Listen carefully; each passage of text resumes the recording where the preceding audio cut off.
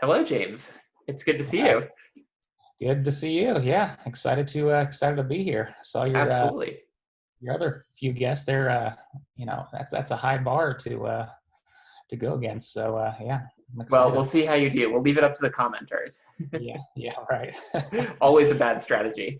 Um, Yeah. so I guess to start, can you just give your introduction? Tell everyone a bit about where you come from, what you do, how you got into Pokemon, and a bit about your channel too. Uh, yeah. So I started in 1999 when I was in I guess it would have been fifth grade.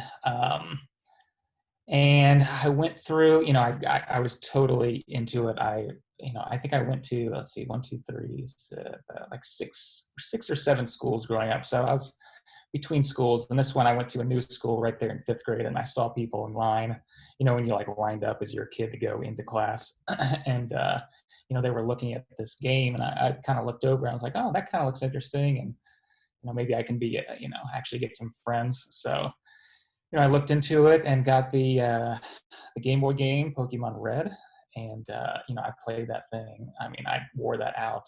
I'm surprised the battery didn't die. I mean, it was like I think the final check was like 400, maybe 500 hours on it. I was one of those Wow. people that once you beat the whole game, it's like I had to go back. I had to do every single, find every single Pokemon, and I had to get my whole team up to level 100, and then I had to get a B team, 1A, 1B, get that up to level 100, and so I just really enjoyed grinding and being, the best I could be in that. And then I went to Pokemon Silver. Then I went to Pokemon Ruby. I actually went to 3 generations. I went from like 1999 to about the end of 2002.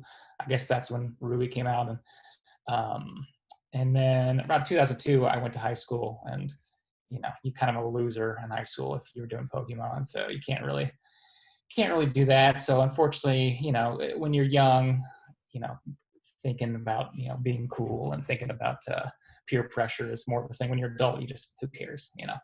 So, but yeah, I kind of gave it up then. But I think so. Yeah, I went those 3 generations in Game Boy game, and that was the main driver. I really just loved those games. And then I had a friend in school that played the game too, and we started getting into the card game. And I went from about 1999 to 2002 as well. So I ended up at Expedition, which is, I think, that was released in 2002 as well. So yeah, so about that 4-year span, I collected, that whole Wizards of the Coast and the first of the E series. I even bought for my Game Boy, bought the E series thing and slid the cards, which absolutely nobody did because it was just a really dumb What did idea. that do? So what was the point of that E-strip? Well, it like you like did it, and then it brought up sometimes it brought up stats about it, or sometimes it brought like mini games. There were other kind of cards, not just Pokemon, that you could swipe and do kind of weird stuff. It really wasn't fleshed out. I think it was just kind of a Hail Mary for Pokemon at the time. It was kind of, they knew that like people my age, people who like really were in it, were going to high school and were like kind of, it wasn't becoming cool. And then like 2002, like the mid 2000s is when it kind of, died, quote unquote, where there weren't many people that, actually, collected and all that. So I think they were just kind of throwing out stuff and hoped it worked. They were kind of banking on, because I don't think the video games ever really die. I think those were always just super popular. So they were probably seeing the card game decline, and they were trying to kind of link the two. If that's what if I was in a boardroom meeting, that's probably what the thought Kind process of brings up was. a question for me. I want to get back to sort of the rest of your story, but do you have a theory as to why the card game saw a revival among kids? I don't mean people our age who are sort of getting back into it, but I mean, starting with maybe black and white era, definitely X and Y, the new cards became popular among today's kids. Like what changed? Uh, it probably is. Like I just had a baby. It's probably that there's no, and you see a lot of channels where, and I've done a lot of channels where I see people who, have Pokemon card channels, and they're opening new stuff with their kids. So it might be just kind of that generational, you had, us that was, middle school and then high school, and it kind of died. And then you get to college and you kind of grow up and have a job, and, you have kids, and, you don't really want to, I guess some, big ballers might be opening vintage stuff with their kids, but most of the time, you just open the newer stuff that's, a lot cheaper, and still, kids don't care. You open it and you have fun, with the stuff. They don't care about the value of stuff. But yeah, I think that might be the case, and that's kind of the thought process of how Pokemon can continue to thrive. I mean, you think about sports cards, you think about baseball cards. That's the reason why those continue to it's generational. It's like you have your kid. You think about like me. I think about going to a baseball game with my dad, seeing that field for the first time, just how green it was, and just being amazed, sitting in the stands. And it's just, you bond with them, and it becomes that kind of bonding experience, with someone. Sports have been around for millennium, ever since the dawn of time. People like doing sports. So, you have those collectibles with it, and you pass it down, and you teach your kids and teach your kids. Whereas Pokemon's been around for 20 years. So there really hasn't been that, maybe there's been one generation now where, the kids have now grown up, and, that kind of can, continue forward the hobby, if they like it and they pass it down, and, so Right, forth. right. That makes sense to me. And so when did you end up getting back into the card game? Like sometime post high school? It was actually not until 2000, maybe 15, 16. I don't know how I think it was, I think around that time I started getting well, I moved out after college. I had a full scholarship to college.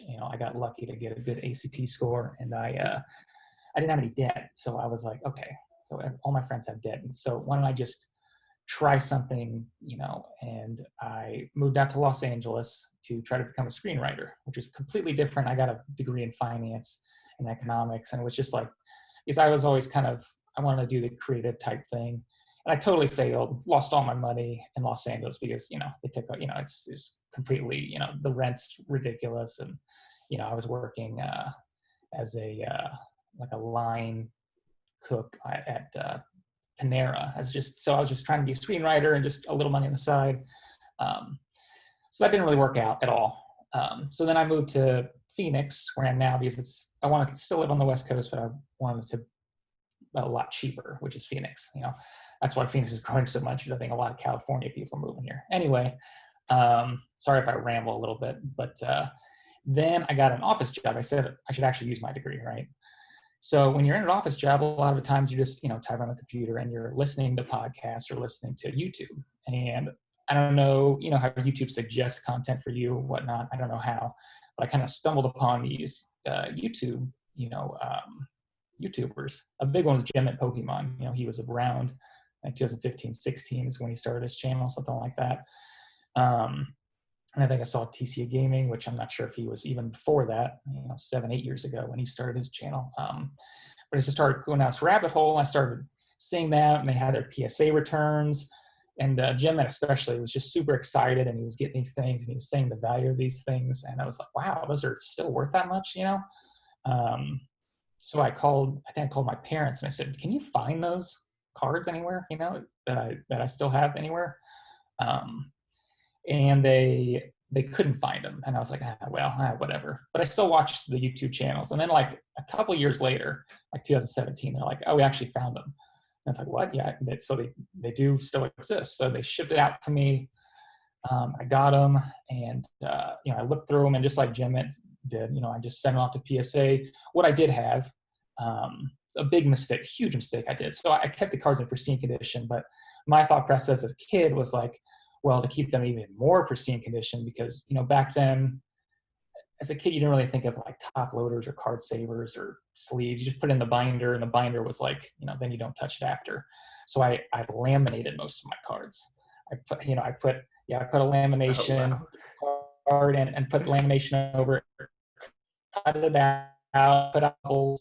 So it was like, in my mind, I was like, it's pristine. It'll never get scratched, and never get chipped because it's laminated, and I did that, I don't know, 80, 90%.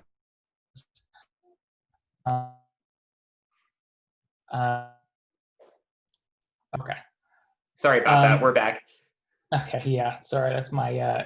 I've rambled on that about before about my crappy monopoly internet I have here. I can just have one internet provider, whatever. But yeah, laminated cards, and then I was like, okay, that'll be the best thing I could do as a kid, and it was the worst thing because they're completely worthless. But I did have some of the older cards because I did that at like a certain time, and then after that I didn't do it. So I still had some Neo Destiny cards, and I still had some E Series, I think, maybe some Legendary Collection. I had some of the older ones I collected that still weren't laminated. Sent in a PSA. I did a 15 card submission, and I think most of them got nines, so like 2 or 3 got tens. But I was like, wow, that's kind of cool. And I remember selling one card to a guy in the Netherlands for like $220. It was like a PSA 10 Tyranitar from Neo, maybe Discovery or something like that. But I sent it out, and it was like crazy. It was like, wow, somebody will buy that for $200, and it kind of started the gears on starting the whole eBay business. Where I'm at today. And so, if I'm hearing you right, most of then what you had was basically just that. So all the vintage stuff that you've been able to sell on eBay, stuff that you've acquired since then. Yeah. So I took the money that I got from those PSA graded cards, and it was, like I said, it was between $500, $600, something like that after grading fees. And I took that and I was like, let's just see where it goes. And the first meeting, I met someone at the gas station, met someone off OfferUp, which is it's like a Craigslist, like an app. And I bought, I think it was $200 worth of, they were like GXs. They were like the new stuff. And I got it, and I started listing individually, and it just took forever, and I just wasn't connected at all to it because I was like, I didn't grow up with these. I don't, I just don't really care that much. So I went back. I sold that for, I think, a small loss, or it was about the same. And then I went on Craigslist, OfferUp, LetGo, eBay, and all these sites, and just tried to find some deals, learn about, relearn the hobby, watch a lot of YouTube videos, and, looked at pricing and just try to figure out, how the market was doing and, what I can do. And so a lot of it, and I think Jake had mentioned his, when you guys were talking about how a lot of his beginnings were buying collections, grading them, and then selling it and then keeping, I think he kept, some of the good cards or whatnot, or turn that money into other stuff. And that was that was my bread and butter in 2007, into 2017, 2018, was I just bought collections, here, most of it was local, actually. My wife was pretty annoyed. We had some talks about that because, we had to meet these random strangers. Sometimes it was at night, and it's like, you got to meet a safe place, and you're carrying, cash on you, and it was a lot of meeting, but you learned a lot. And But what was like the main one or two main things that you learned about buying collections from Craigslist? I think one of the big things I learned was that what stuff was actually rare out there, because some of the stuff, like, you just like you never saw U series, you just never saw it. You almost never saw Neos. So like when I started getting a sealed product, like my big thing was like Neo stuff, because I was like, I just never see those collections, like, ever. And I know they're in high demand, and I know they still have first editions. So, and a lot of it was too, it's like you could truly tell which stuff was printed just crazy. Like I would just find base set collections just nonstop. It was just non first edition, right? Yeah, not first edition. Yeah, just all the time. I would find, Team Rocket was the one that was just all the time. I'd find those collections. The gym stuff was just all the time. Jungle was less so. You'd find first edition, and Fossil was, lesser. But I kind of learned to myself, it's like if I found a Shadows collection, it's like, okay, I need to buy that just because I don't see that ever. And first edition base was just like never seen. Did most of the people who are selling these collections to you like have some sense of their value, or they just take pictures of like random cards and you'd guess what the rest of the collection would be like?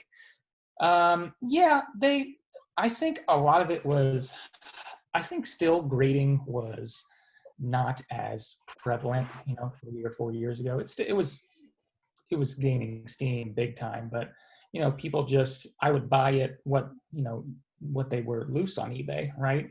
And you grade them, And it was still at that time, you could still find mint collections like semi-frequently, whereas now it's like, I don't even do anything local anymore because I'll check it every once in a while. There's just nothing there. It's just You think completely people are sensing the value and going right to eBay or grading it themselves? right. Or it's just, the mint stuff is just kind of dried up. I don't know. Yeah.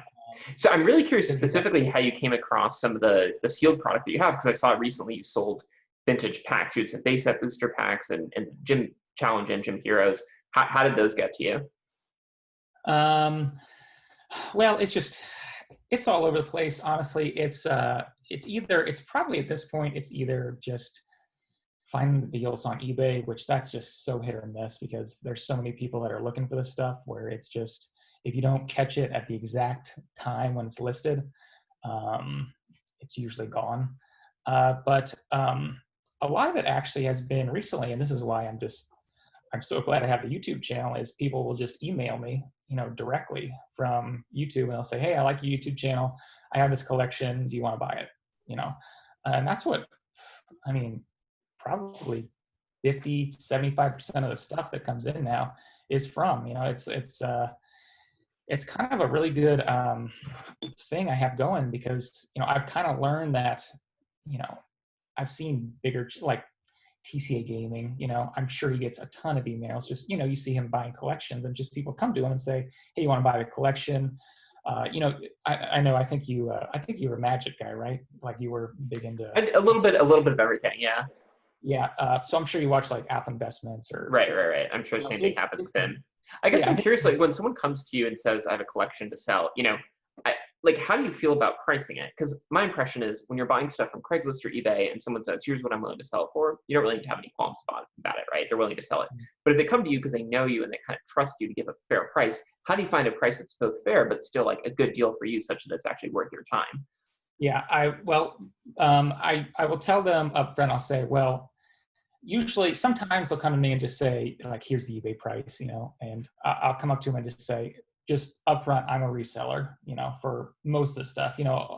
Some of the stuff is like really rare and I really want in my collection, I'll set it back, but that's like really rare stuff that doesn't come up often. But I'll put up front and I'll say, hey, I'm a reseller. So, I'm not going to be able to pay you the actual eBay price because, there are fees associated with, 10% PayPal, shipping, all that crap you have to deal with. So I usually just give them a price of, below all those fees, and then maybe a percentage, like 10% to deal with, everything, dealing with possible scammers and all that stuff. It just depends on the situation. If it's ungraded cards and they look like very good condition, they look near mint or mint condition, I usually will tell them, hey, I'm going to pay you, I'll pay you around the PSA 8 price because that'll give me enough room where, if most of them are PSA 9, that's fine. I will pay for the grading fee. You don't have to pay for the PSA grading fee. And then, I have that room to maneuver. And if one of them gets a 10, that's a big thing. But, So it seems pretty generous. Yeah, just 10% sort of below market, below fee value. Especially with booster boxes, I'll do that. Like booster boxes, usually it's like, I'll just take off whatever the eBay fee is. So you're basically getting the eBay price for your booster box because I'm afforded the, good graces of my people who buy from me is that I'm a trusted source, so I can open the packs and usually get more than what's the box is going for on eBay, just because you can raise the price of, hey, it's unweighed, and people don't feel like they're getting weighed pack on eBay, so you can charge more, a premium on that, which is probably more than what the actual. Do you feel though like you're taking a risk as an honest seller selling an unweighed pack because the 2 out of 3 people who don't get hollows would just complain in the feedback that it was weighed? I actually get that. I get that question a lot. It's like people who will tell me, hey, I'm going to go this route and I'm going to open my box and I'm going to sell them as one weight. And they usually ask that question. It's like, well, what if someone opens it and they're mad and they want to return it? And I usually tell them, I've just never had that happen to me. I think the biggest thing, I think people sometimes try to do scare tactics of like, there's just all these and there are scammers out there, right? And there are bad eggs. I have a decent block list on my eBay page just from people who, might try to scam you. But on the, like 99% of people, aren't that way. They're buying it for the enjoyment and they know the risk, and that is what it is. Now I have had, I've sold, 4 packs to a guy and he gets 3 hollows, and I've sold, 5 packs to a guy and he gets 0. And I mean, that sucks. And, I feel bad for them. And, they will sometimes email me, and a lot of times they'll email me and it's just, they'll email me, pictures of what they pulled, hollows, and they'll be like really happy. But sometimes they don't. And it's like, but, they know the risk, and, I think all of my customers have just been, knowing that they took the risk, and it is what it is. Yeah, that makes sense. So I'm curious about sort of where this fits into your life right now. Like, how many hours a week are you able to spend on buying and selling? And for you, is it a source, like a serious source of income or savings, or it's more just you spend whatever money you get to like put into your own collection? Yeah, I mean, so my goal when I started this was just to have maybe like $100 a month extra just to spend on, I don't know, some date nights or whatever. But, it's come to the point where it has been a decent amount. And I made a goal in about 2018. It was when it became, hundreds and even, $1,000+ a month. And it was like, okay, so what am I going to do with this? And my goal was like, okay, I'm going to have 2 goals. I'm going to get a first edition base set box, and I'm going to get a first edition PSA 10 Charizard. Now I've gotten the base set box, and I haven't gotten the Charizard yet, but the goal was that all those earnings, that I can get those 2 items for absolutely free. It won't cost me anything, because Other than all the time you've put in over the years. Yeah, like all the money so I put all the profits into those 2 things. So, I have that box, and I have saved up for, the, not yet, but I will have saved up hopefully for the Charizard. I know some guy who actually has one, who I don't know if he's willing to sell yet, but that's kind of my goal, to put the money back into, the collecting the things that I want to collect, which at this point is just basically first edition base set, because I never opened one as a kid. I always opened base set 2 and everything else, and rarely had first editions. But, now that, I kind of set those, and I like setting like lofty goals, otherwise, if I get them and achieve them, it's kind of like, okay, now what, so. Yeah. So I'm curious, for the box, is your plan to save it as an investment or open it one day?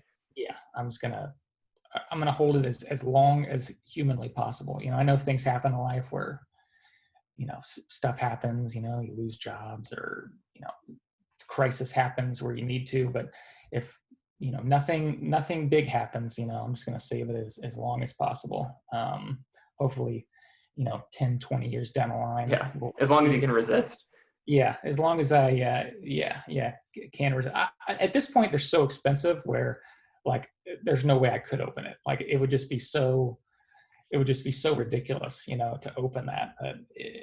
So I do have some heavy base set first edition packs that are just kind of sitting there, that if I'd ever do get to that point where I'm like, I want to, that's there. But even those are just kind of stupid expensive. So, Yeah. And so part 2 of the question, I guess, in terms of getting up to that volume, right, that you have reselling and saving for those big purchases, how many hours a week do you think you spend on average over the last few years?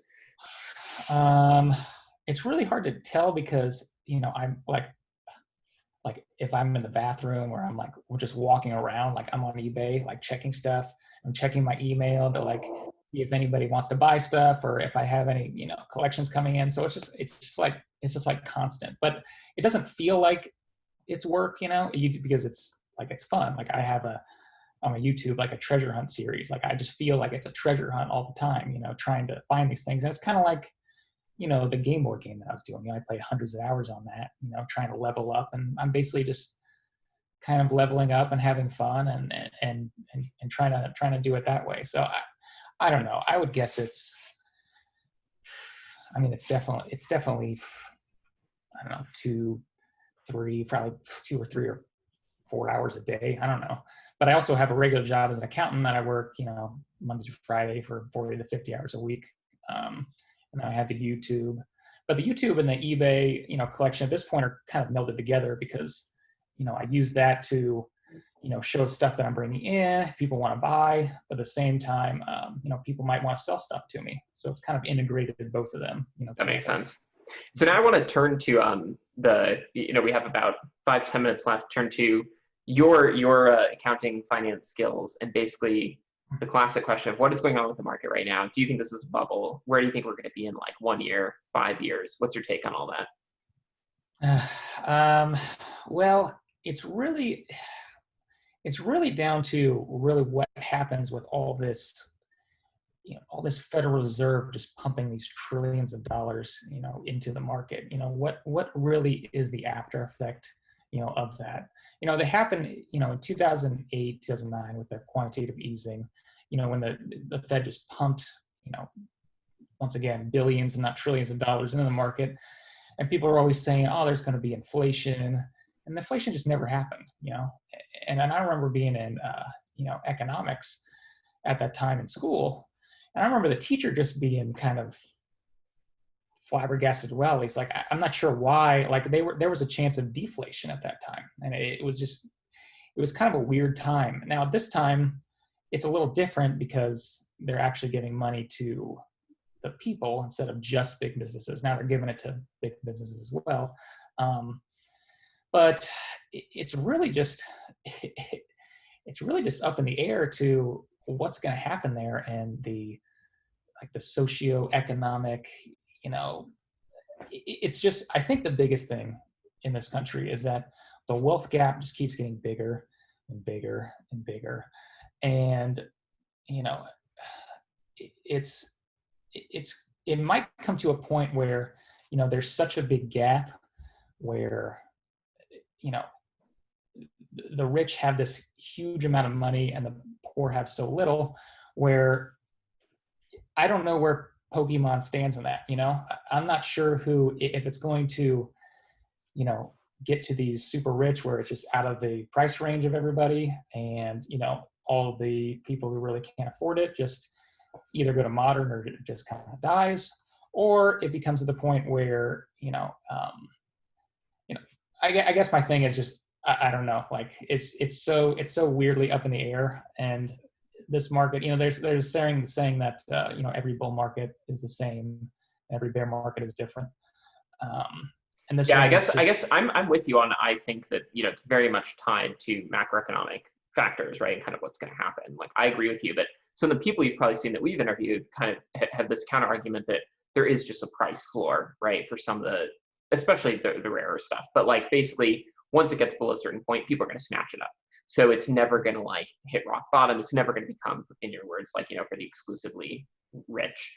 Yeah. Do you think that's right? Or do you think that only applies to some things? I think that's right. I think it's kind of weird. I always try to, look at other, it's weird because you look at other collectibles, you look at, comic books, that completely, crashed.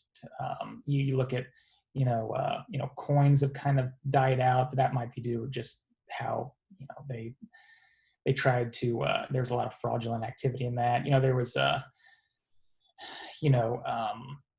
sports cards had that huge decline. And the theory is, if you were talking about, you were a little bit into Magic the Gathering, right?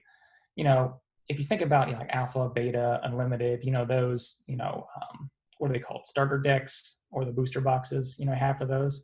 Like, are those like ever listed on eBay? Like ever, like those sets, you just never see them. So, it might get to a point where, they decline so much where you're just not gonna be able to find them. But I think the biggest thing, sorry, I'm just kind of rambling here, is the supply is strange because we don't know the print runs, right, for any of this stuff. And it's just kind of based on organically kind of guessing demand. And, like I was saying before, tying it back to the beginning, it's like when I saw the cards, it's like, okay, this stuff I never see. So I know it was probably printed less, or it's just not out there anymore. And,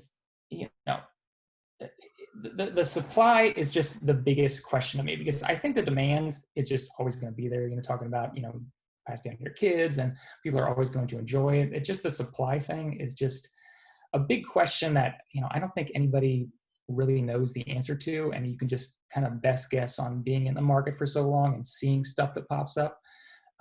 Like a shadowless long print booster box is like almost never shows up. Like an EX Deoxys booster box like almost never shows up. So when it comes in there, people are going to snatch it up because supply is unknown. And might that happen to Team Rocket or Fossil or Jungle, stuff that forever has always been available? It might. So I don't know if that's. I think it does. I think my interpretation of that, right, is it's like even if there's decreased demand caused by increasing prices, right, like it gets out of people's price ranges, there will still be the price floor on some things that just become increasingly scarce because they are going to be the next booster box that's currently unattainable. Right. And so go ahead.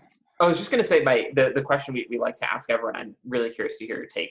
What is one thing right now, it could be a card or a set, that you think is overvalued, and what's one that's undervalued? Oh boy, overvalued and undervalued. Oh boy, undervalued. I would say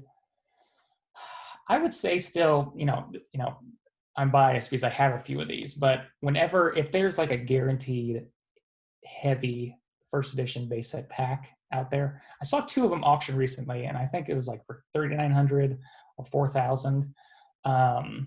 So in my mind, if I'm buying a first edition base set pack that's heavy, this is like, there's kind of a gray area there because people say, oh, it's heavy, but it might not contain a hull. There's like a 99% chance. But hopefully, if it's a true heavy pack, would I rather have, an unlimited Jungle or an unlimited Fossil box for $4,000, or would I rather have a first edition heavy booster pack for $4,000? I mean, in my mind, it's not even close. It's not even the same hemisphere of like rarity, and also just the absolute, sheer, demand of actually, it's like you could pull so many extremely high value cards. All the commons and uncommons could be worth, hundreds or even over $1,000 for those cards.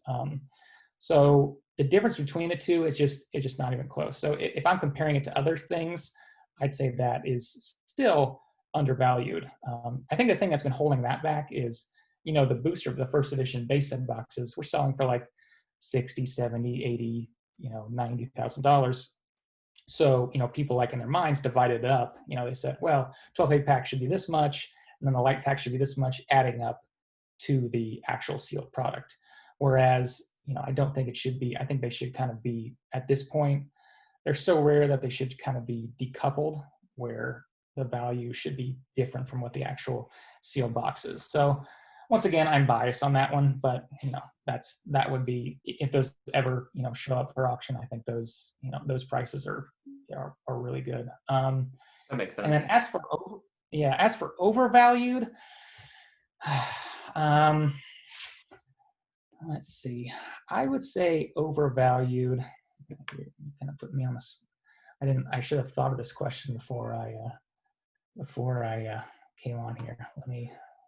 That's okay. We could do, actually, we do have to wrap it up because we've got the limited Zoom license. We're both too cheap to upgrade it, but also it is intentional to keep us limited, make sure our videos are concise and to the point. So what I would love for you to do is post your answer as a comment once we post the video. What is something that's overvalued? And we'll get back to it then. But are there any last thoughts you want to share with the viewers? No, I would just say I really enjoy you guys' channel, and this was the reason I actually started YouTube, was because I didn't see any financial channels out there for Pokemon, and I really wanted somebody to come up there so that when I'm sitting at my desk, I can actually listen to stuff, And I think your channel is just kind of right up my alley and right up what I think Pokemon needs. So thank you so much, and likewise, 100%. And hopefully, there's only more from both of us and other people doing similar things in the near future. Yeah, great. All right. Thank you, James. Take care. All right, bye.